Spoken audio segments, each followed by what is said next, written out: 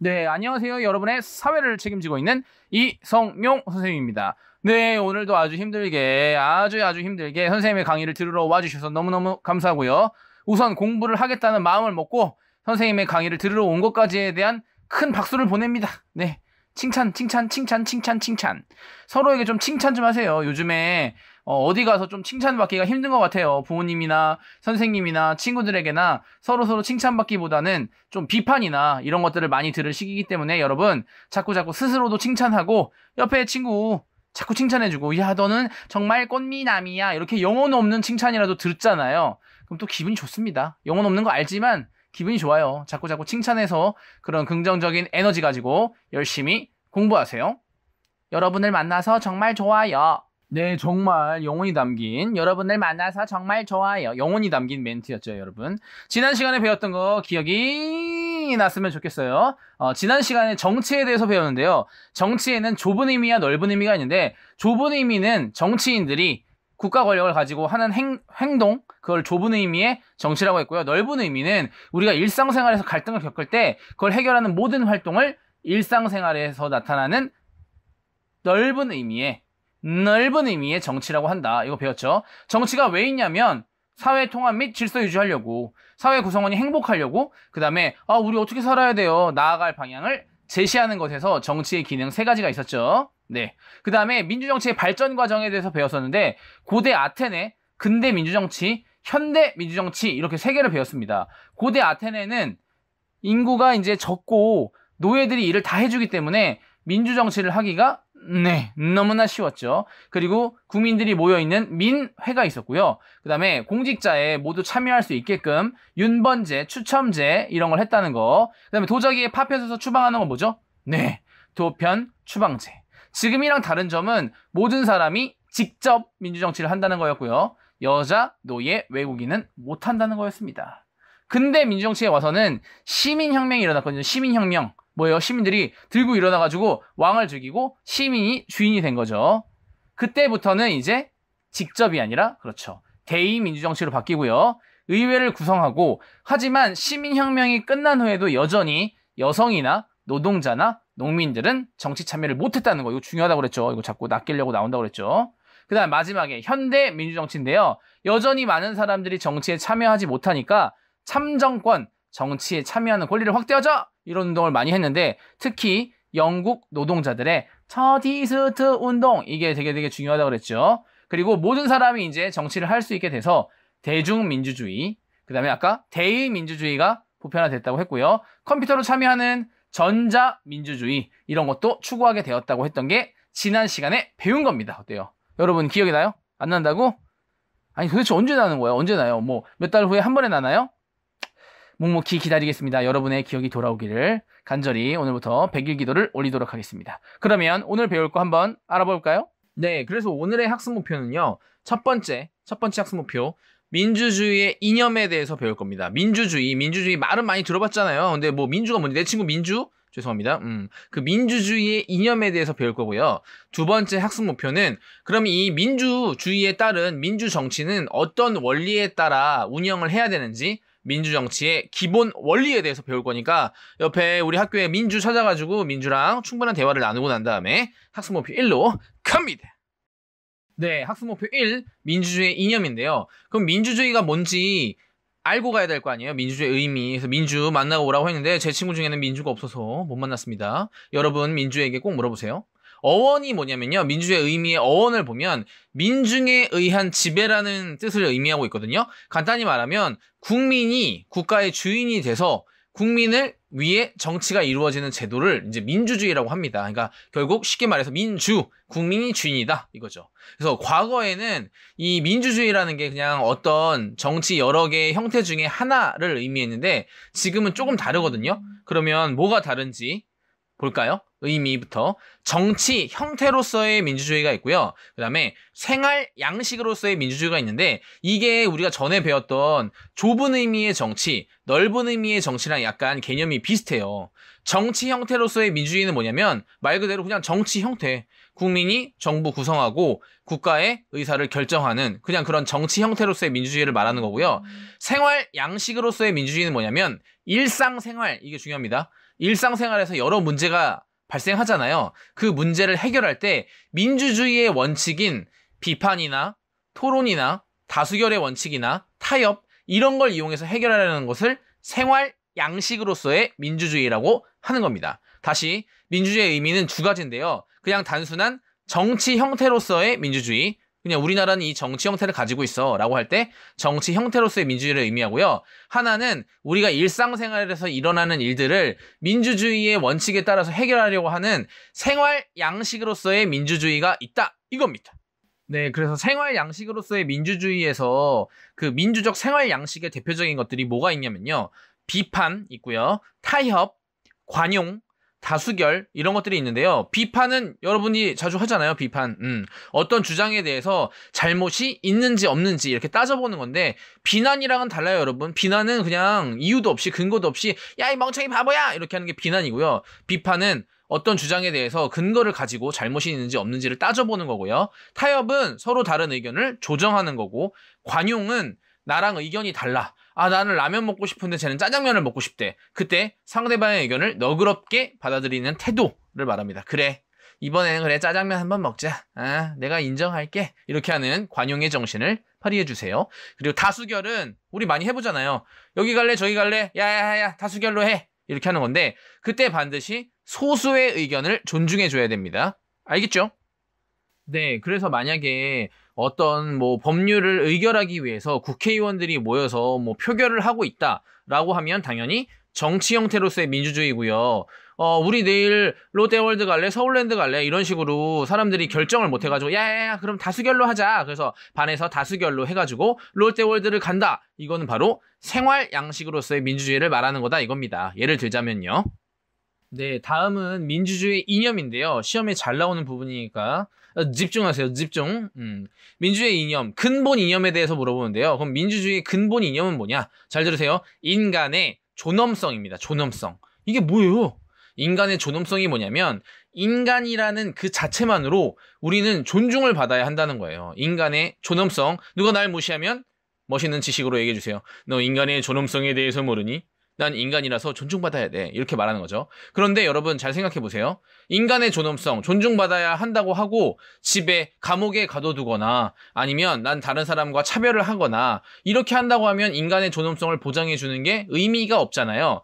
그래서 인간의 존엄성을 보장해 주기 위해서는 반드시 자유와 평등을 보장해 줘야 됩니다. 다시 민주주의의 근본 이념은 인간의 존엄성, 인간이란 자체만으로 존중받아야 한다 이건데 그 인간의 존엄성이 존중받으려면 뭐랑 뭐가 있어야 된다고요? 그렇죠. 자유와 평등이 있어야 됩니다. 네, 자유는 자신이 원하는 대로 결정하고 행동하는 거잖아요. 그렇다고 해서 여러분 우리 자유가 있다고 해서 막 옆에 사람 귀에다 대고 소리 지르고 난 자유가 있어 이렇게 하면 안 됩니다. 그 사람의 자유를 침해하지 않는 범위 내에서 자유를 말하는 거예요. 근데 이 자유에는요 소극적 자유와 적극적 자유가 있는데요. 자꾸 쪼개지 말라고? 아니 나도 쪼개고 싶지 않은데 교과서에 나오니까 어쩔 수 없잖아. 자유에는 소극적 자유와 적극적 자유가 있는데요. 소극적 자유는 뭐냐면 다른 사람이 나를 구속하고 억압하지만 않았으면 좋겠다. 나를 괴롭히지만 않았으면 좋겠다 라고 생각하는 게 바로 소극적 자유고요. 적극적 자유는 뭐냐면 이제 나도 정책 결정에 참여하고 나도 빵 먹을 거예요 이렇게 정책 결정에 참여하고 그 다음에 나 교육을 받을 수 있게 최소한의 인간다운 삶을 살 수 있게 자유를 보장해 주세요 이런 식의 요구할 수 있는 적극적 자유가 있습니다. 다시 나 누가 괴롭히지 않고 간섭만 안 했으면 좋겠다. 소극적 자유. 나도 정책 결정에 참여하고 인간다운 삶을 보장받을 자유가 있다. 이렇게 하는 게 바로 적극적 자유입니다. 네, 다음은 이제 평등인데요. 평등한 것도 알아야겠죠, 여러분. 차별 없이 동등하게 대우받는 것을 바로 평등이라고 하는데요. 또 이 평등도 반으로 쪼개야 됩니다, 여러분. 이 평등에는 형식적 평등과 실질적 평등이 있어요. 형식적 평등부터 볼게요. 형식적 평등은 뭐냐면 형식이죠, 형식. 네, 모두에게 그냥 어떤 사람에게나 균등한 기회를 부여하는 것인데요. 교과서의 예로 거의 전형적으로 나올 수밖에 없는 게 바로 선거권입니다. 선거권. 뭐예요? 어떤 사람이든 간에 누구에게나 한 표를 주죠. 이렇게 누구에게나 균등한 기회를 부여하는 것을 형식적 평등이라고 합니다. 뭐 얼굴이 잘생기면 표를 더 많이 주거나 뭐 못생기면 표를 조금밖에 안 주거나 뭐 이런 게 아니잖아요. 그러면 뭐 선생님은 표를 너무 많이 받으니까 부담스럽고 여러분은 뭐 거의 표를 못 받을 수도 있겠네요. 죄송합니다. 이런 식으로 누구에게나 같은 기회를 부여하는 것을 바로 형식적 평등이라고 합니다. 그럼 실질적 평등은 뭐냐? 형식적 평등을 했더니 문제점이 생겼습니다, 여러분. 왜냐하면 사람마다 자기가 가진 능력이나 환경이나 뭐 직업이나 재산이나 이런 것들이 다르잖아요. 이게 다른데 그걸 고려하지 않고 모든 평등을 했더니 문제가 생겼어요. 예를 들면은 여러분들은 뭐 연봉이 100억이다. 근데 선생님은 연봉이 100만 원이라고 할게요. 근데 똑같이 세금을 100만 원씩 걷었어. 그럼 여러분은 아무렇지 않겠지만 저는 연봉이 100만 원인데 100만 원을 가져가면 헐 이렇게 될 거 아니에요. 그래서 능력이나 성과나 환경을 고려하는 평등을 바로 실질적 평등이라고 합니다. 예를 들면은 이제 소득으로 많이 나오는데요. 소득이 많을수록 세금을 많이 내고요, 당연히. 소득이 적을수록 세금을 적게 내는 이렇게 그 사람의 능력이나 재산이나 성과 같은 거를 고려하여 평등하는 거를 바로 실질적 평등이라고 합니다. 뭐 또 예를 들면은 뭐 시험을 볼 때 장애를 가진 분들께는 시간을 더 많이 준다거나 어떤 편의를 제공한다거나 그런 것들이 바로 실질적 평등이라고 할 수 있는 거죠. 네, 그럼 자유와 평등 중에 어떤 게 더 중요한 걸까요? 자유가 중요하다고 생각하는 사람 손 들어봐요. 거기 10명. 그다음에 평등이 중요하다고 생각하는 사람 거기 10명. 낚였죠. 네, 둘 다 중요합니다. 맨날 사회는 이러잖아요. 자유와 평등은 조화로워야 된다 이겁니다. 그래서 어떤 거 하나 선택하라 그러면 틀린 거예요. 늘 사회는 조화로워야 된다. 이게 정답입니다. 죄송해요. 낚이게 해서. 네, 학습목표 1이 끝났어요, 여러분. 대단합니다. 민주주의의 이념에 대해서 배웠죠. 그럼 민주주의는 뭐였죠? 민중에 의한 지배. 국민이 주인이다 이거죠. 그래서 그 의미에는 단순히 그냥 정치 형태로서의 민주주의, 국회의원들이 뭐 표결을 한다거나 법안을 발표한다거나 그런 정치 형태로서의 민주주의와 생활 양식으로서의 민주주의, 일상생활에서 우리가 민주적 생활 양식을 표방하는 건데 예를 들면은 뭐 다수결의 원칙이 가장 대표적이었죠. 너 소풍 어디 갈지 모르겠어. 야야야 다수결로 하자. 이게 바로 생활 양식으로서의 민주주의였죠. 근데 민주주의의 근본 이념에는 뭐예요? 인간이 존중받아야 돼. 인간이라는 이유만으로. 인간의 존엄성. 근데 감옥에 가둬 놓고 넌 존중받고 있어. 이해가 안 되죠. 그죠?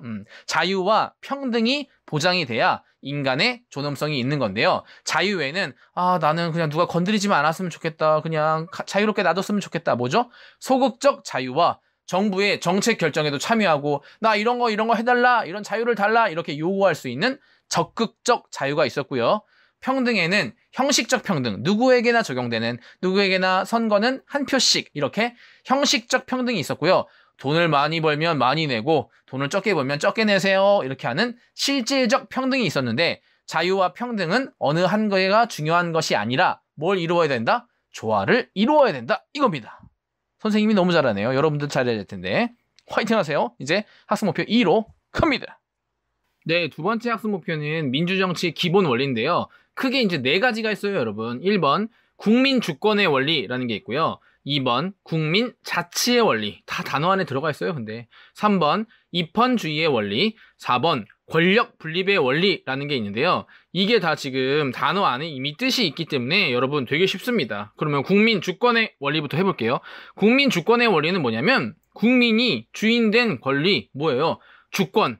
모든 것을 결정하는 권한이 누구에게 있다? 국민에게 있다 이겁니다. 쉽죠? 주권이 국민에게 있다. 그리고 국가 권력을 행사하거나 이럴 때도 반드시 누구에게 동의를 얻어야 돼요. 그렇죠. 국민에게 동의를 얻고 국민의 지지가 있을 때 그것은 정당한 행동이다. 이렇게 하는 게 바로 국민 주권의 원리입니다. 네, 두 번째는 이제 국민 자치의 원리인데요. 여러분 너무 쉽습니다. 자치할 때 자가 뭐예요? 자습할 때 자죠. 스스로 공부하는 시간이잖아요.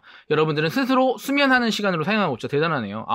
자다가 이렇게 하는 시간이라고? 대단하네요. 그 자습 시간 할 때 그 자가 스스로 잔데 그럼 자치는 뭐겠어요? 그렇죠. 스스로 다스리는 권리겠죠. 그죠? 우리 국가를 우리가 스스로 다스려야 된다 이거예요.